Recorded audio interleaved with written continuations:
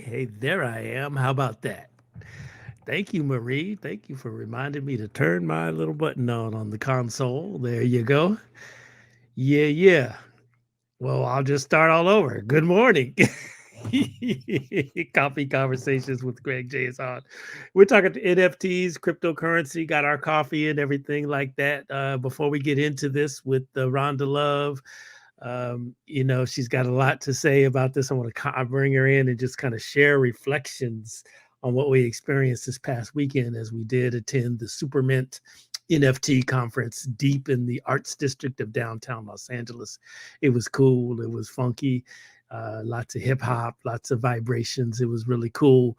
While we're bringing Rhonda Love in, we want to just kind of shout out to the people over there in Europe as things are beginning to implode. But, Rhonda found a statement today from the NAACP, standing up for the Africans that are in the area. They're not being treated fairly at the border. We'll figure that one out a little later and kind of get some people to talk about it.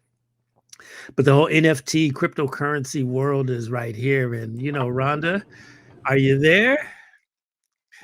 Hi there, I'm here. Good morning. There she is, Rhonda Love. Yes, yes, yes. Hello. There she is, the resident NFT cryptocurrency guru, founder of the blockchain camp, and got me out there in the NFT conference here this past weekend. We went to Supermint. And Rhonda, first, let's just tell the people what Supermint was. I just can only describe it as an NFT conference, but you have more words to add to what we experienced this past weekend? No, you said it in a nutshell. Simply an NFT conference in Los Angeles. It was their Genesis conference, their very first one, and it was a collective of artists and builders and those who service the NFT ecosystem, just all together in one location with lots of Mhm. panels and discussions and information and music and exhibits and so forth. One thing is sure, this whole cryptocurrency NFT situation is not going anywhere. There was a lot of people at this experience, and a lot of information to be exchanged for sure. Rhonda might be somebody on here that says, "All right, what's an NFT?" And then there's others that may say, I get it, but why would I buy something that only exists on my phone? And I suppose those are valid questions, but we've been told that people north of 40 probably are going to have a hard time adapting or understanding this new paradigm. Well, if you're asking what is an NFT, just please know that you're not alone. This is very very early in this technology and in this ecosystem. So everybody's asking that question. Right now, as it stands, probably only 1%, if that much, of the whole continent are in this space as of yet. But it is absolutely growing leaps and bounds. And so, yes, the question in this particular area is what is NFTs? And so NFT stands for non-fungible tokens. And so fungible, let me just explain what some fungible mean. Fungible means that something can be swapped or and exchanged and it doesn't lose value. So if I have a 10 and I give Greg a if I give Greg a 10 and he gives me back two fives, it's the same thing. If I have two fives, or Greg gives me 10 ones, it's the same thing. 10 is 10 is 10, whether it's a $10 bill, two fives, whether it's, a 10 $1 bills is all a 10. It's all $10. So non-fungible means that they're uniquely different and they can't be swapped like that. So the Mona Lisa can't be swapped for a Picasso. They're completely two different items. Tick, arena tickets. If you've got seat number 1 and 2, we can't evenly exchange them for seats 20 and 21. They're all uniquely different. And so that's pretty much what a non-fungible means. And so you take and you tokenize that on the blockchain where you can store the value of it that kind of creates this whole thing that we're seeing with regards to NFTs. So you can take a piece of art and you can store it on the blockchain and give a token of its value and store the value of that piece of art on the blockchain. And I know I don't want to get too heavy, but you store the value. So NFTs are non-fungible tokens. It's a way of storing the value of unique items on the blockchain, where there's ownership and tokenization, where you can resell that item and so forth, do an exchange. Now, before we go forward, you've become quite the expert in this space, and I know you've got now the blockchain camp. Tell the people a little bit about it, and then if you can, just put it in the chat how people can connect with you so they can get that in-depth, information that you have to share with people who may want to enter into this arena. Thank you. Well, I'm really excited to be really back wholeheartedly in this tech space. And blockchain technology, which is what NFTs, metaverse, and all of this, is riding on Web3 rather, is really pulling people from all walks of life, all industries into this space, because it's literally going to flip a lot of industries and just bring in whole new models that are better in terms of community and sharing economics. So I'm really happy to be in this space. What a lot of people don't know is they know me from either from business administration, executive, or media. But when I was going through college studying broadcast, I actually was a software engineer at Xerox. That's how I put myself through school.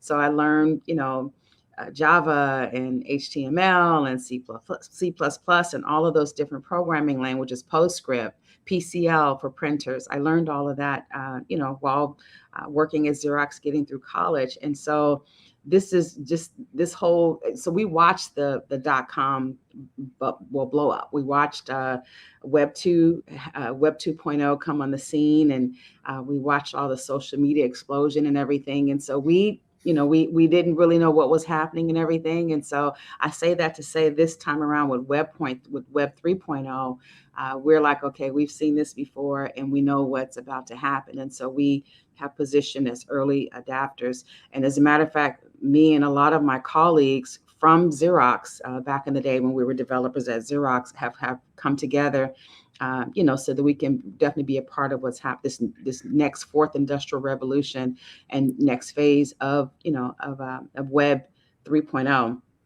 With that blockchain camp, I formed that as a way of teaching, because there's a huge educational curve, global educational curve that's needed. And so I started out just kind of refreshing on the technology, what's new with Web 3.0 as opposed to Web 1.0 and Web 2.0. And with that, just kind of connected with some great, amazing people. Countries like India, Africa, Dubai, those countries are already kind of ahead of the curve in terms of knowledge and understanding it, and being, crypto owners, especially with Bitcoin and so forth. And so I reached out to those countries, to my friends in those countries, developers, programmers, to just kind of, get ahead of the curve, if you will, and understand the technology. And so with that came the opportunity. And I saw the need, really. I saw the need to really help others understand this space. And so that's where Blockchain Camp was formed. And we're going to be, one of our first courses that we're coming out with is because it's so popular, is understanding NFTs. So how to help, people get certified in NFT space. And then the next will be metaverse, and then blockchain technology. Mm-hmm, mm-hmm. So we traveled together to the Hubble Studio deep in the Arts District of downtown Los Angeles to attend a 2-day conference, the Super Mint, the NFT conference. We heard from practitioners from various levels, almost every level in this whole NFT game, right? Legal, music, sports, entertainment. I mean, it was just, a wide range of brain power, right, in this space to share how they are moving forward in this new frontier of the crypto universe. Also, sharing success stories, I guess, if you will, and how they're going about doing things. And what struck me about being in that space is, I spent the weekend, the saying that I'm attached to my vibe for that weekend is something that Stevie Wonder used to say is watch with your ears. And so that's what I did. I walked around, I listened to, discussions and, just kind of vibed on the whole thing. And it's very fascinating to see this space. I do think that so you see educational applications to it. I do see also, the art category in the NFT space as being kind of the sweet spot, if you will, of the many applications you could use in this NFT blockchain world. And talk a little bit about that. We did a art NFT art exhibit a couple of weeks ago, or planning one now in the art walk. And I know that we have learned that there's a tremendous, misunderstanding about what the art value of the NFT world really is. But in fact, it's quite valuable, and I learned that coming out of this conference. Speak to that a little bit, Rhonda. What do you think? Is art really a valuable sector inside of the NFT world?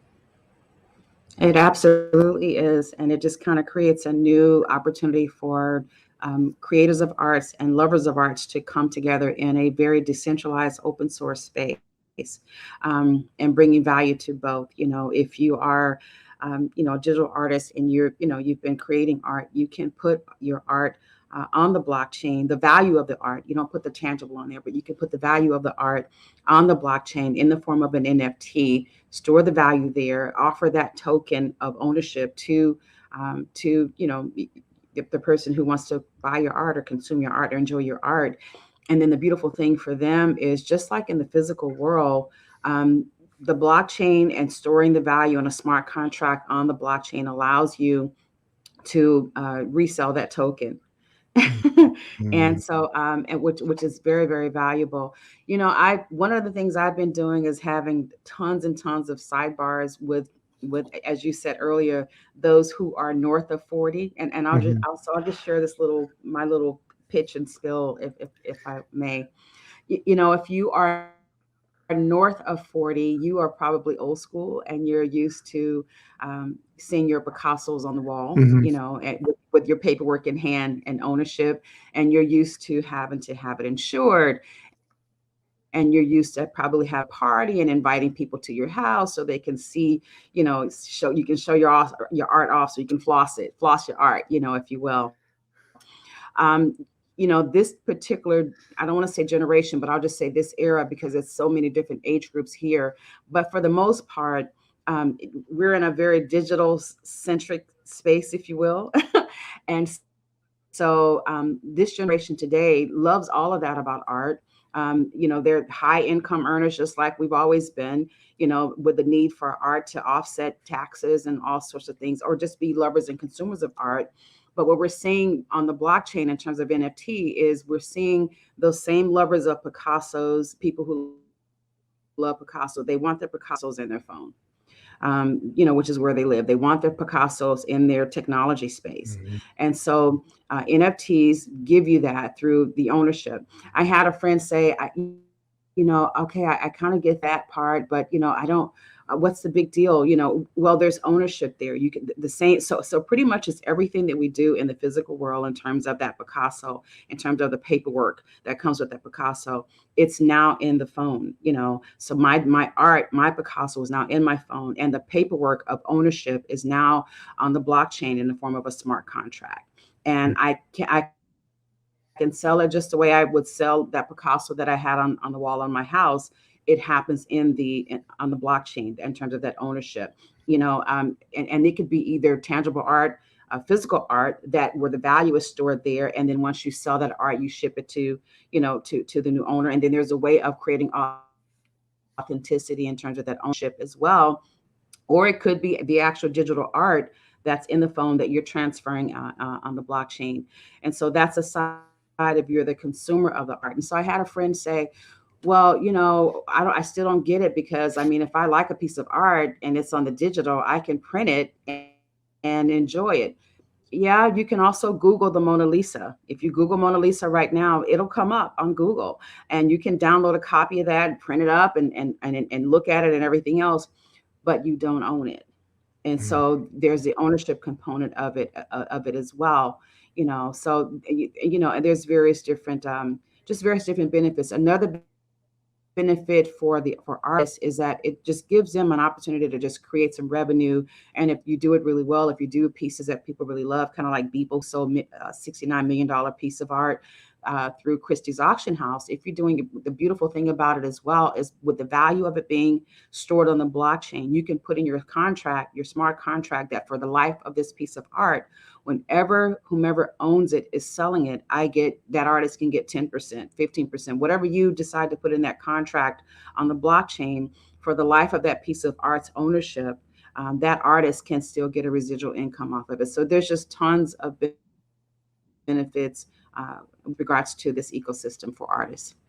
That's a very healthy conversation in the season that Coffee Conversations with Greg J is in. We've been working real closely. We kicked it off last week. We've been having a series of discussions about the creative economy, right? And while we, in that series, we kind of focus on blacks in classical music. I mean, what you're talking about is a new economy in the creative space, and definitely has its rightful space in the discussion of the creative economy, and it's brand new. That's the one thing that I really realized, or was underscored for me as we experience the supermint, is how new everything is, and people are just coming up with stuff to try to make it happen. But then there's also the collectors. It was Money B from Digital Underground, the legendary Grammy nominated hip hop group. Money B was there. In fact, they performed, but B was there, and he was like, "Yo, I got a bunch of NFTs. They're not worth nothing, but I just want to look at them and look for images that look like me." That was a very profound statement from the podium there for me, because it is sometimes, like you say, I just want to have the stuff in my phone and own it, and enjoy it in that fashion, that digital fashion. I'm just here for it. Mm-hmm. Yeah, absolutely. Yeah, and that was really profound what he said. And he says, I've got, what did he say? I'll try to quote his exact words. He says, I've got 50 pieces of art. He said, and he said, none of them worth Yeah. shiznicky. Shiznicky, I'll just say Yeah. that's what he Sugar said. honey You iced know, tea. yeah, yeah. Yeah, yeah. But he said he bought them because for one, he wanted to support that artist. And for number two, he enjoyed it. He said he tends to buy a lot of black and brown art, and art that made him feel good about himself, or that he could relate to, and made him, just feel good about who he was or who he is. And so I thought that was really great. And it's no different than, there's tons of art out there in the world that we buy. Everything doesn't have these top high value, resellable numbers to them, and they don't have to, because oftentimes the currency is just enjoying that art. The currency is supporting that artist. you Mm, know mm, so and it all depends. Also, there's so many different ways. The smart contract, which is just basically the agreement of ownership, it can provide so many different things. There's art that's been created where the currency is just buying it from that artist. Then sometimes artists will transfer the rights to reproduce that art. So if you buy a piece of digital art, that artist may transfer reproduction rights in there, in that contract. So that means now you not only own this piece of art, but you have the rights to take and put it on a piece of shirt or put it on some merchandise and so forth. It just depends on the agreement and what's written in that transfer of ownership. mhm, mhm, mhm. I also learned some music applications, entertainment applications. I thought it was interesting with the group, what were they called, Audio Chain, and what they were doing. The record label, there was a digital record label. What do you call it? A digital record label, or an NFT record, a crypto label? What would we call them? Well, you know what? He said he wasn't the first crypto. He wasn't the first record label on the blockchain, but he's the first NFT label. Mm. So all of his music artists, everything is done on the NFTs and in NFTs. Mhm, mhm. So as I understand it, because I had to ask one of the young lady that performed, Kayla Love, right? Great job too, by the way. Rapper from the Bay Area came and ripped it up for us out there. But I guess she's very, what was it? Was it Crypto Girl is her handle out there? Crypto girl, yes. Yeah, so she, Crypto Girl, but she dropped her project out as an NFT. And I guess in that NFT package is her image, a little voice memo from her, hey, what's up, everybody? Just, whatever she's talking about, the single, and maybe a video, I think is what she said. But this is the NFT package that you get if you purchase it wherever you purchase the NFTs. And so, Yeah, mhm, absolutely. mhm. She had a pretty hefty price on there, though. Yeah, she did.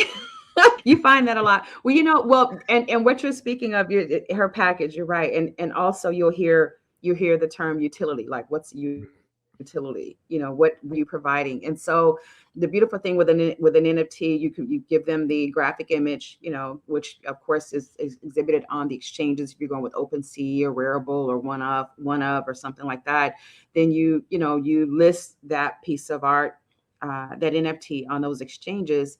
And so you have the image, the graphic design, you have if you've attached music.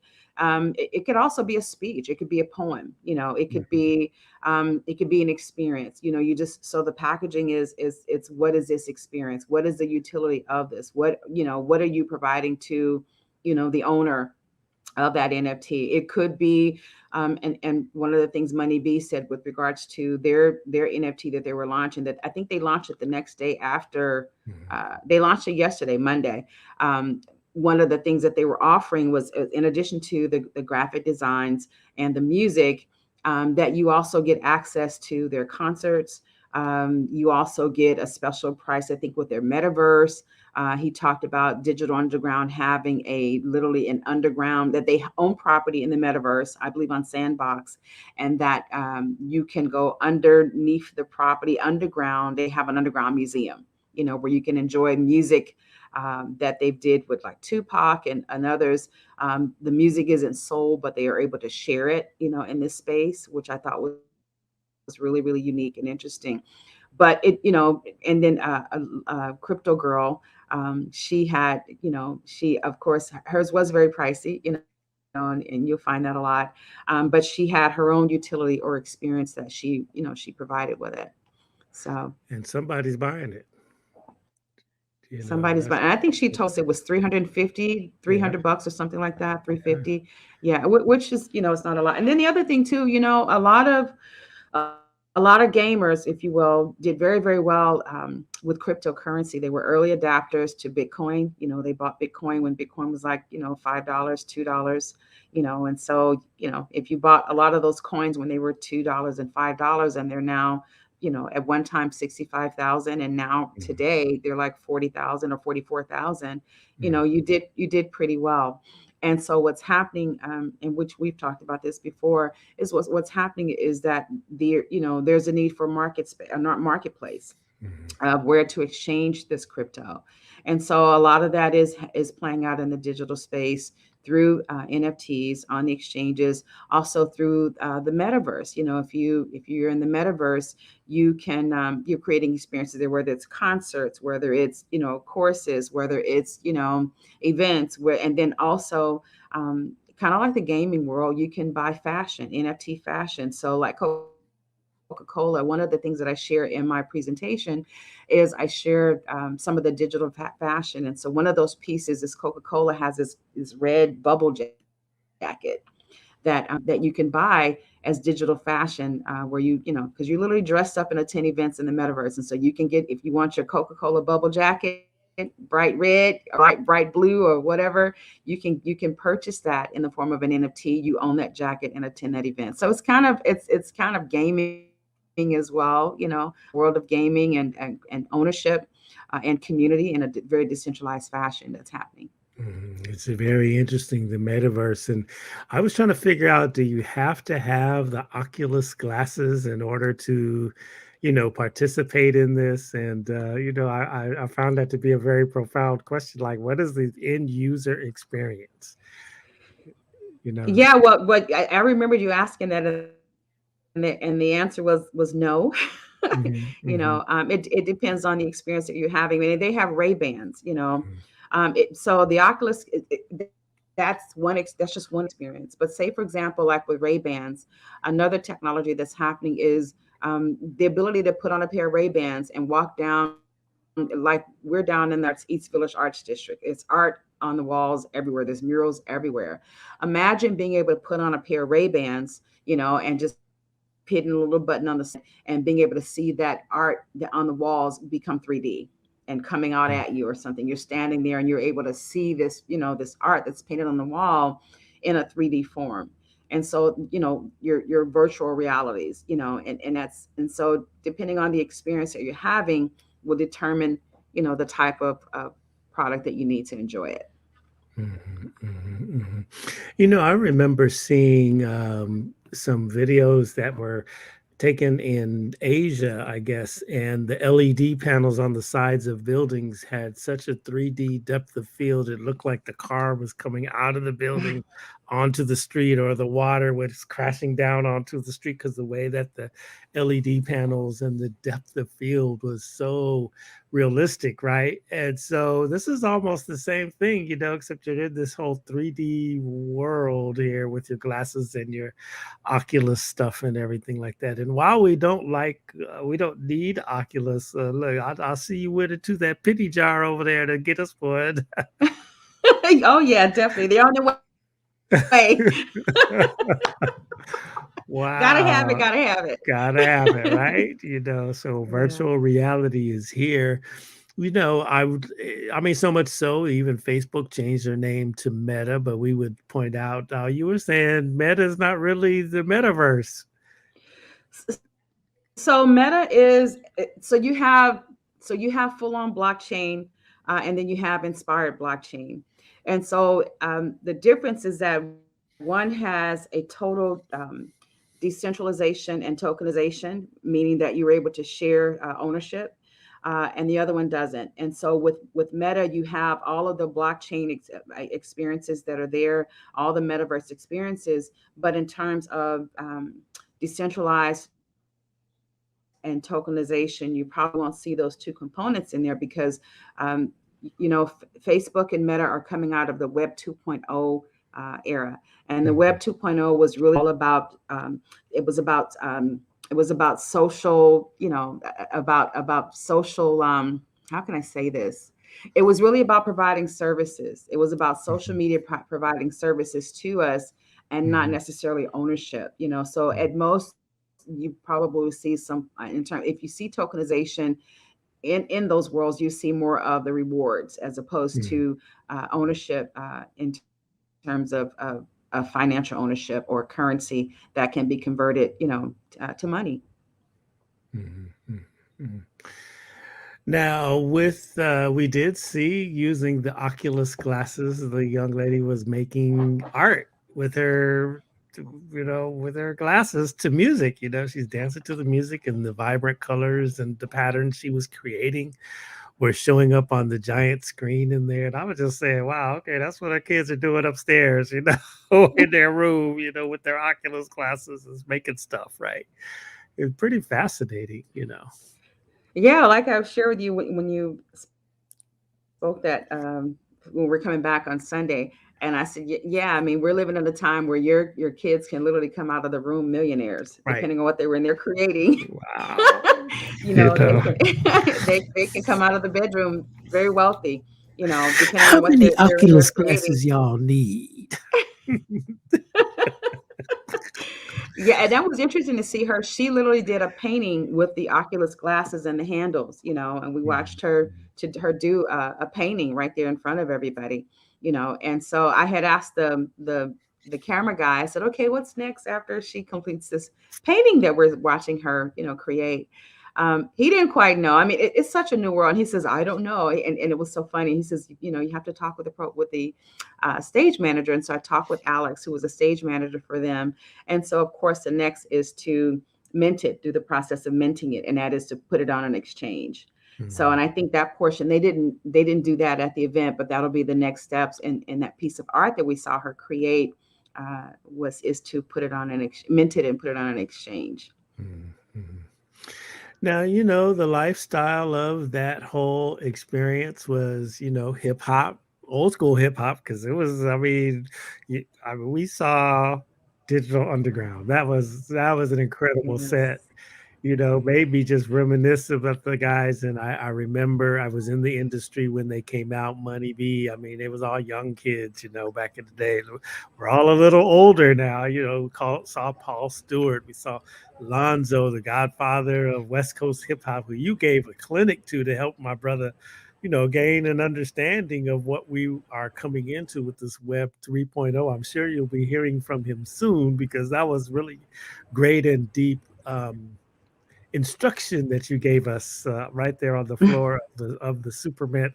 But I say this: the vibe of that whole thing was hip hop, DJs, cannabis, beer, street tacos. It's just a whole really urban underground feel to the whole thing, and with young people who are lawyers and like, okay, I'm trying to figure this whole thing out so we can really make it a strong industry here. And it just lets me know that what, it's coming, it's on the leading edge, Mhm. it's coming, it's here, it's not a fad, this thing is real. No, no, it is real. It's not going anywhere, and you see what's being said in the Mm, media. The media spends a lot of time on crypto per se, because crypto, for lack of a better word, but crypto is kind of, I don't want to say threat, but it's intimidating to the status quo, to our mm, financial systems. And so a lot, you see a lot of discussion about crypto, mm, and of course NFTs, and the metaverse as well. But when mm, you are there in those ecosystems, face to face, in mm, person, you can see this industry is not going anywhere. Thank you for sharing about Lonzo too. It was phenomenal. I was blown away. It was nice to be a blessing to him, but I'm telling you, it was incredible for me because as I'm sharing with him, I can see him light up. When people are getting information, we light up. mhm, And I mhm, started to see his face really light up and get it, and it meant a lot for him to just really thank me the way that he did for sharing that with him. And I think what really got me is, I share with him that we're actually working with VIP Records, and mm, I've got a meeting today with them so we can begin to get them in that ecosystem. But when he asked the question, he says, "Well, what can I do with Eve after dark?" you mhm, know, mhm, and just kind of begin to think about just some strategy for him on the spot, and being able to share a concept with him that he could see, that mhm, I think he's going to probably do something with, was really it was really exciting mhm. to do that. It was awesome to do that. So Yeah, it's just very interesting. A lot of those people that were in attendance were all about taking the content that they have in the NFT space and just, flipping it for, they're trying to make a profit, but the prospect of preserving culture is so immense, man. It's yeah. just really, really something. And that's why I was asking the question about if they were, connecting the bridges with Africa and everything. Because, anything in the cyberspace is international, it's global. You could touch anybody, and it's just an opportunity, I think, for us to elevate culture, to preserve even the more, to go back and get photographs and images that are probably now in the public domain, or I don't know, just even with permission, just of historical moments, right, in our culture that otherwise will not be really memorialized in such an artistic manner. And then even help stimulate the creative economy, whether that's generating like the shared ownership that we've described, or maybe as part of that shared ownership it becomes a fundraising tool to some sort of social justice or human rights initiative out here in these communities. I mean, there's just so many things that we can do in this space for the good of the people. But preservation of culture is, man, right there at the forefront. Yeah, I mean it's endless. I mean Web3 and the blockchain is just creates a whole new world for everything, every sector, every industry. There isn't anything literally that this technology can't touch, which is really amazing. Just the whole global, not just decentralization, but global decentralization and open source. It creates opportunities for everyone to have voices and to form communities that have never been able to be formed, before. Right now, in the NFT space, there's the whole thing with art and music Mm. and everything. But what's being built out is, ownership of real estate. How do we buy cars in this space? Pretty soon. I mean, up the road, the ownership of your home is going to be in a form of a token, Mhm. a smart contract that's on a blockchain, and you have the token for that ownership, as opposed to tons and tons of physical paper and documents and everything and records. It changes everything. And in terms of Africa, uh, Africa is leading the charge on the crypto side in a very big way. They are the leading owners of crypto, of bitcoins right now. And so I really hope, and I'm really excited about that. It's really great that they were early adapters, and a lot of countries and markets that didn't necessarily have leading currencies in the global market were early adapters to this space, to crypto space, in particular Bitcoin.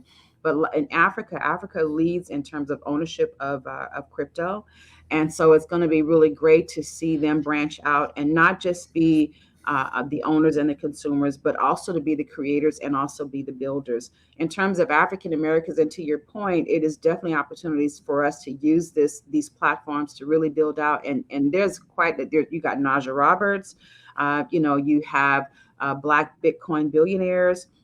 You have so many, on and on and on, that are in this space already, that are just building out tremendously, and people of color in general are just really branching out. I was just at the Latina Empowerment Summit that was held here in Long Beach on Friday. And so they were talking about being in the DeFi space, banking and finance, and how they were getting ready to move their financial organization. This one company that was a sponsor, they're going to move their organization onto the blockchain. That's DeFi, decentralized finance. And so it's literally endless what this new technology is going to be able to touch and turn over for us and provide not just ownership for a few, the way that the way that Web 2.0 did for social media. Right now we're buying our songs on iTunes, but there's going to come a time when you'll be able to buy a limited edition of a song and be able to sell it. You can buy the song on iTunes, but you can't sell it. You own it, and if you discontinue your membership, you no longer have access. So blockchain technology, with NFTs, DeFi, metaverse, and all of those sitting on that technology, is literally going to change a lot in terms of benefiting communities and Mhm. being able to share the ownership. Mhm. It was definitely interesting. I also see, an opportunity for the young lady called it the legacy sector, but she was describing the legacy, meaning your older artist, right? So now going back in the vaults and getting photos and images and snippets from Stevie Wonder's. You know, I sat there and I was just like, wow, this is really, really fascinating, and I can connect the dots with the legacy sector after we met the young rapper Kayla Love, and she was one of her touch points for her takeaways from the whole Supermint experience was that she was able to convince her grandmother to get on and get into this whole NFT crypto space. And I do think that hip and active seniors will jump into it, and now that's where your legacy sector really can go to work if you have those rare photographs of those legacy music artists and movies and TV shows and on and on and on, because they exist out there. And now now they can participate and enjoy those through this blockchain world. Who have been thinking about it a lot there, Rhonda Love. Yeah, you're in the rabbit hole. Welcome to the rabbit hole. You know, Now you see why I can only sleep 2 minutes a night. yeah, it's really, really something. It'd be interesting to hear, I mean, clearly we saw some people who were high level executives and they were truly examining the legalities and the essences of coming into this space. I think the problem that they're going to run into is that it is decentralized, and I think that's the gold mine of the whole experience. It's kind of government really can't really touch it and regulate it. You know, on the other hand, I would suppose we need to pay attention to security. There's bad actors in everything, right?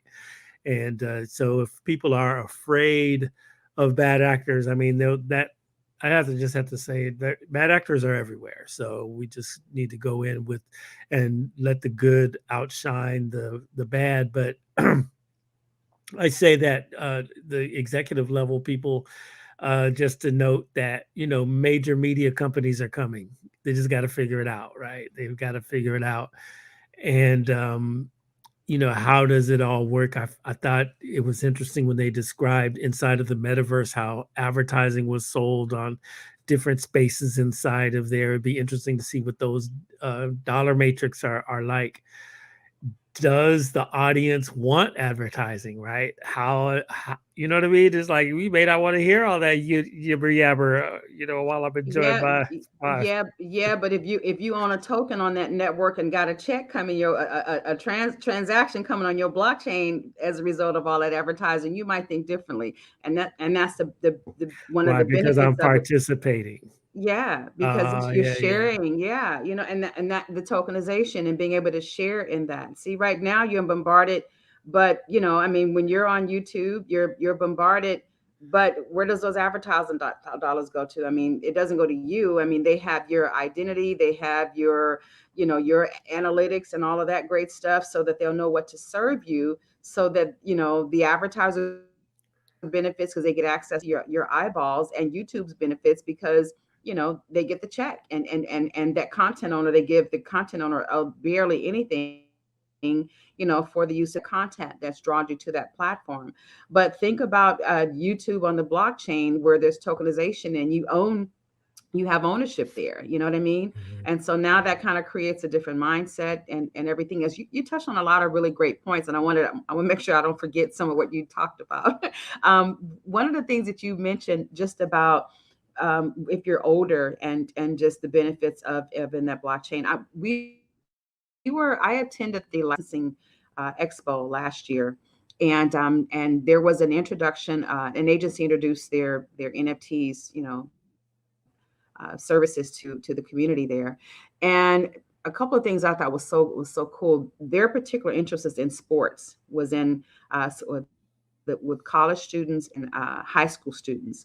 And you didn't have to currently be a current college student or a high school student. So case in point. So say, for example, you went to Compton High, right? Like my nephew. I had a nephew who, he just killed it when he was at Compton High. And let's just say he's in his 40s now, or 45, and he didn't, you know what I mean, and he didn't necessarily do the whole big huge NBA situation, but he was incredible as a high school athlete, and if he was covered correctly, and to your point, like you talked about having all those old pictures and images and everything, we could literally recreate that experience through his videos, through his pictures, creating his avatar, and recreate that entire experience for him in the metaverse and through NFTs. And he could make that particular athlete can make more money than they ever would have made going into the pros.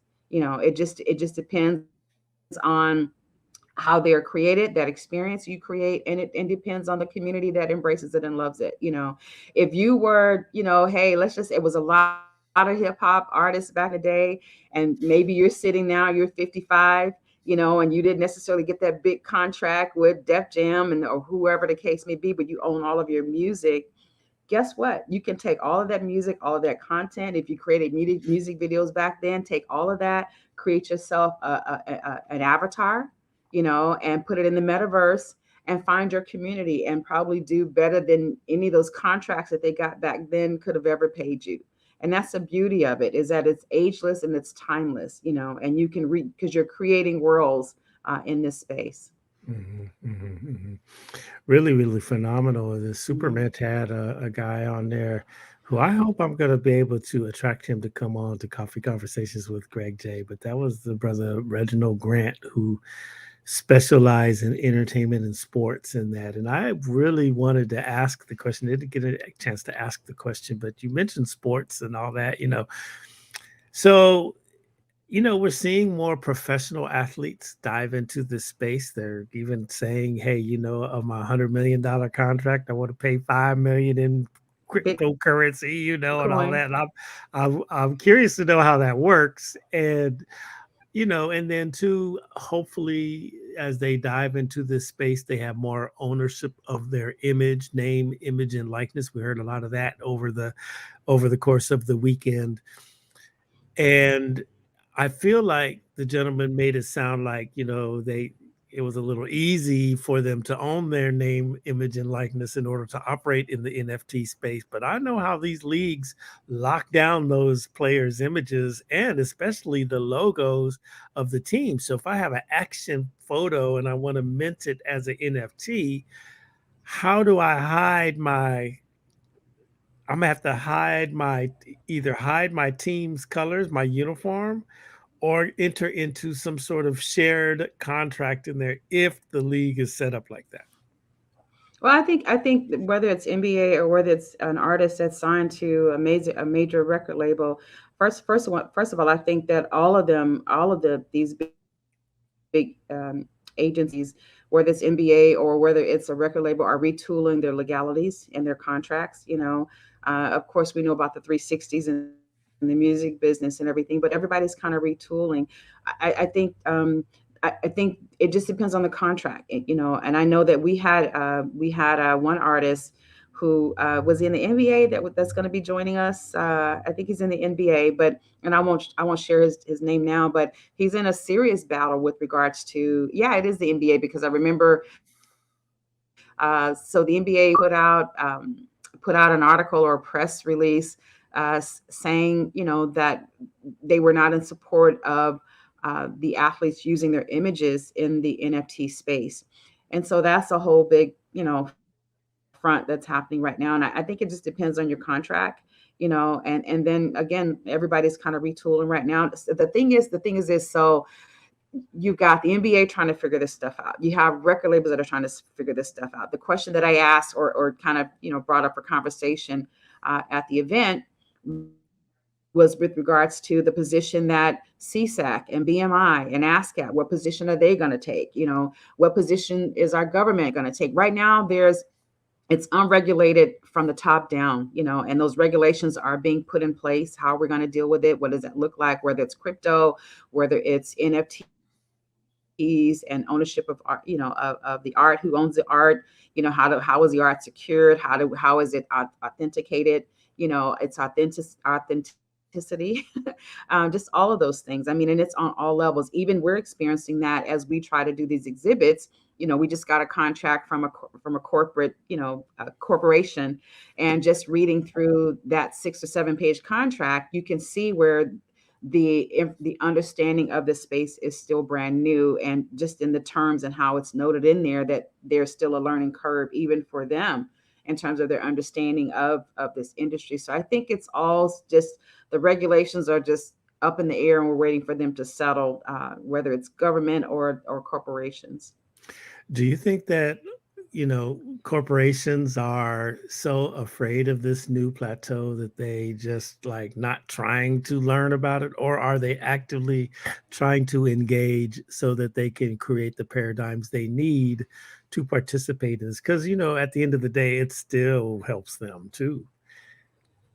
Yeah, well, I think there's a lot of aspects to blockchain technology that need and then figure it out and regulate it. I mean, from security to its the currency. I mean everything. Like with us, we were gonna this exhibit that we were gonna be doing, that we're doing, working on doing now, that we wanted to do at a part of a corporate chain. So their situation was okay. Well, the situation there, a part of it was that um, there is no exchange of currency there, or the currency that's exchanged for this art, it's crypto. It's not fiat. It's not, the US dollar. So how do you handle that? So I think that there are so many different aspects and layers that this technology brings that Mhm. has to be figured out, whether it's security, whether it's currency, what does that look like?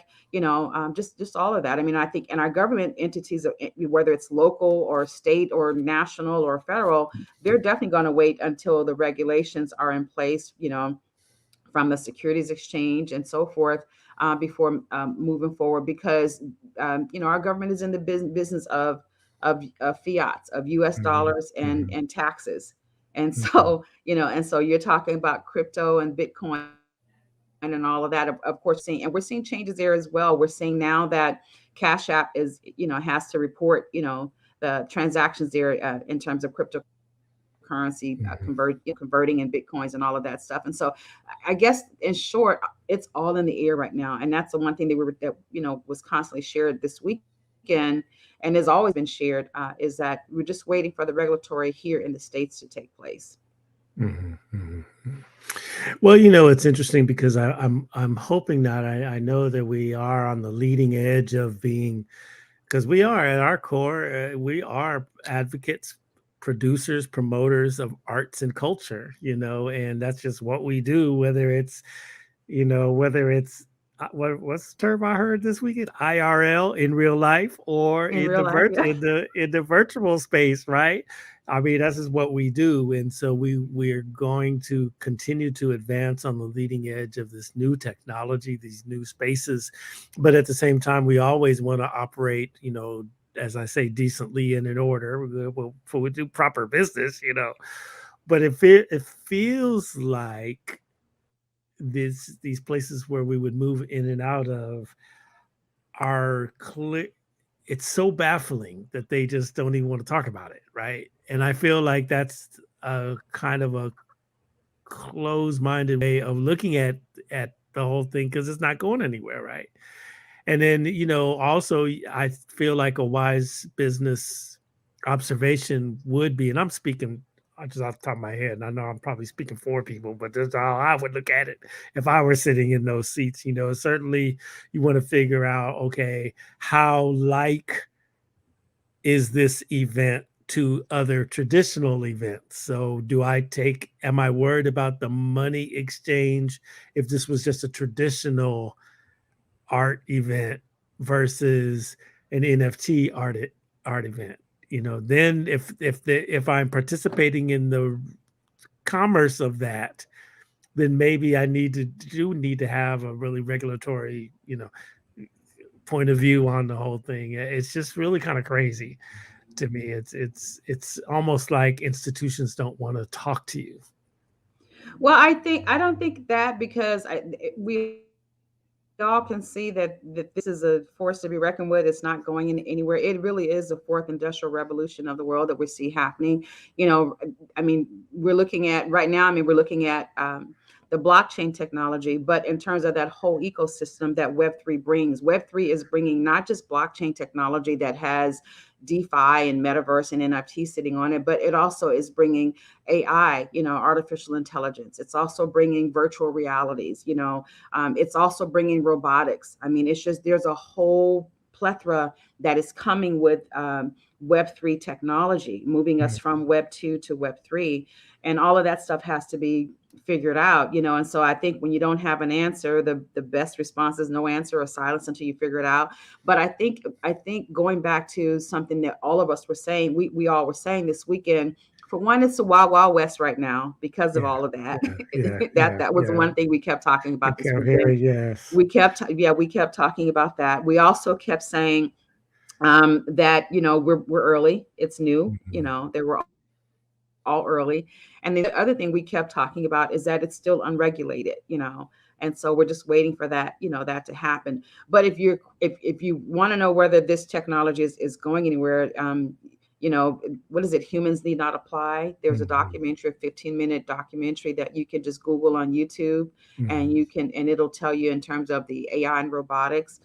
The other thing too is, if you go to the Library of Congress, and if you just look there, they actually have for trademarks and patents, this industry in terms of virtual reality, augmented reality, robotics. They literally have their own separate link now and portal on the Library of Congress's site, because there's so many registrations that are happening, and they've been happening for a minute now, with regards to gearing up for this new industrial revolution that's happening and taking place.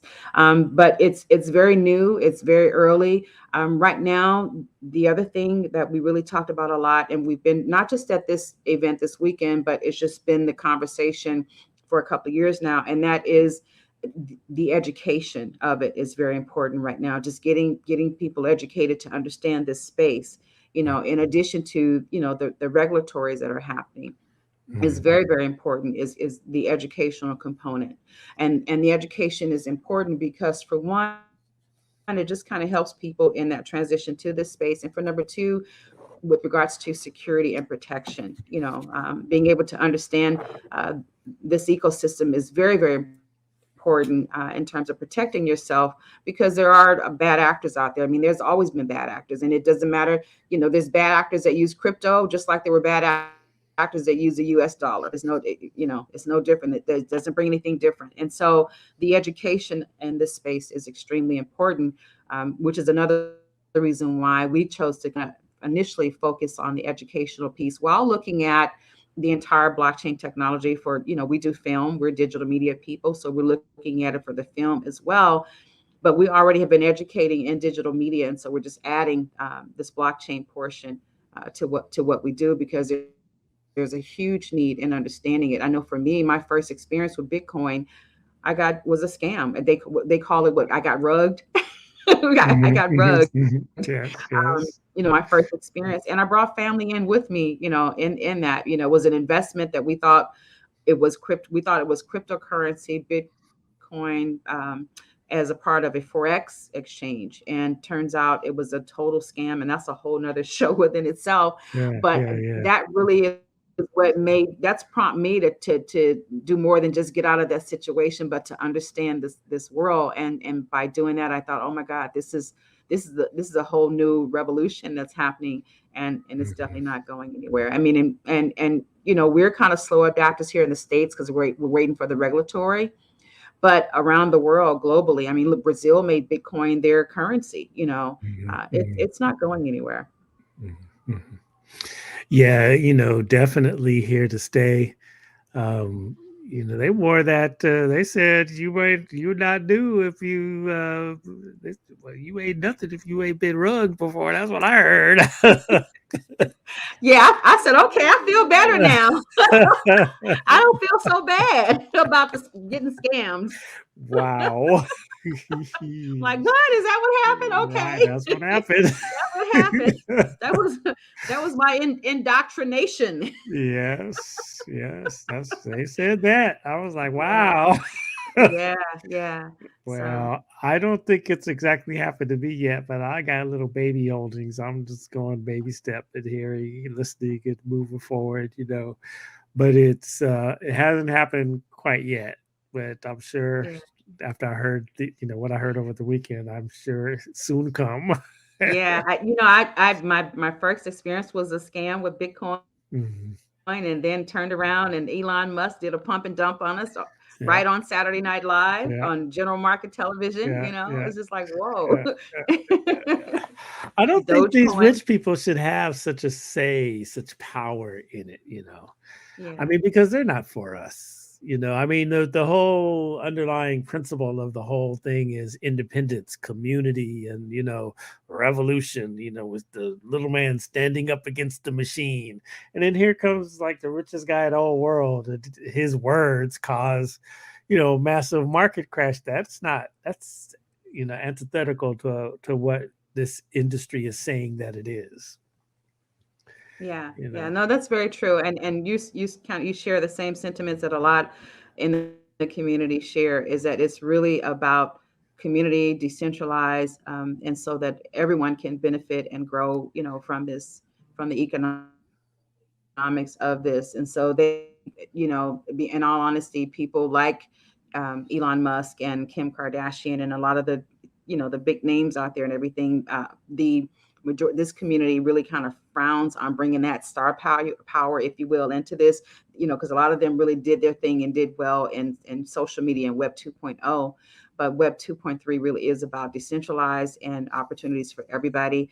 No hierarchy. It's a flat, that the infrastructure is flat. You know what I mean? And so there's no hierarchy in this structure. And so to so to speak to what you just said, there's so many people who are leading this, the blockchain ecosystem, share the same sentiments that you share, and that it's really not about bringing star power and all of that in here, but it's about an ecosystem that helps to share and distribute, to everybody. Mhm, mhm. Well, y'all, a little more as we keep going. We are going to refer back and forth to the blockchain because we are in it, leading edge, led by our general, Rhonda Love, right there. She's making stuff happen. Rhonda, put in the chat the blockchain camp information so we can Okay. know what to do and where we're going to go to get more information. I think this is a great, strategy, I think, as we go through this cultural revolution. We say often on this program and in our different media platforms that we are in a cultural revolution as a people. And now, we're global. We keep our global mind to it. And I think that this is a good way for us to get in the game, if you will. It's a good way for us to, um, build financial strength to promote cross cultural collaborations, to just elevate culture. Hashtag for the culture. That's what I see this as. Yeah. So I just put Facebook, so you can go to our Facebook page, the Dream Creator Facebook page, and there's information there. I'll put also the Blockchain Camp site as well. And just so that people will know, so Blockchain Camp is the STEM program out of Dream Creator. And it's where we teach, technology and art and engineering and all of that great stuff through Blockchain Camp. So you can go there. We are taking position, or yeah, position in several different areas of this space. We're bringing NFTs and blockchain technology to the Long Beach Art Walk, which is the second Saturday of every month. So we are committed to host artists and NFT artists, and bring education to the art walk, to artists and those who love art and want to support art on a monthly basis. And then we have, of course, the blockchain camp. I'm teaching a course this Thursday, March 3rd, this Thursday at 11 a.m. Blockchain 101, Understanding NFTs, Crypto, Metaverse, and so forth. It's the second installment. We have the Genesis February 3rd. And so this is the second one. And we're going to be doing that every month until June. And that's kind of an informational session that we'll be having. And then on Thursday nights, we have Clubhouse, where we're talking NFTs and just the whole blockchain ecosystem. And you can go to either the Dream Creator Facebook page, or you can go to the Blockchain Facebook page, Blockchain Camp, and I'll put that on here now for that information. And we're so brand new, and we're building out, and it would be great to have you join us, and we'd love to be a point of education and learning and information for the listeners here. I love it. I love it. I love it. We're going to figure it all out, and really begin to apply our different media platforms, to the blockchain and see what it do. What it do? That's what I want to Yeah. see. We got some media coming on there, Man, and so yeah, we can't talk much just you yet, know, because not yeah, yet. but don't get it twisted. We once in media, always in media. So we definitely have some media situations that we're going to be making available to our communities as well. Yeah. So very excited, very, very excited. Yeah, it's very exciting stuff. Just try some stuff and see what happens, right? You Yeah. know, hashtag for the culture. All right, y'all, let's check it out. NFTs, cryptocurrency. What's a DAO?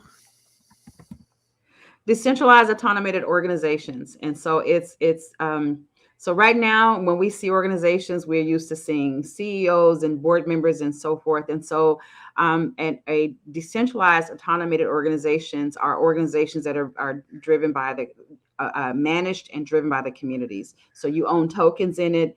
The more tokens that you have, the more voting power that you have, but you're able to vote and make decisions.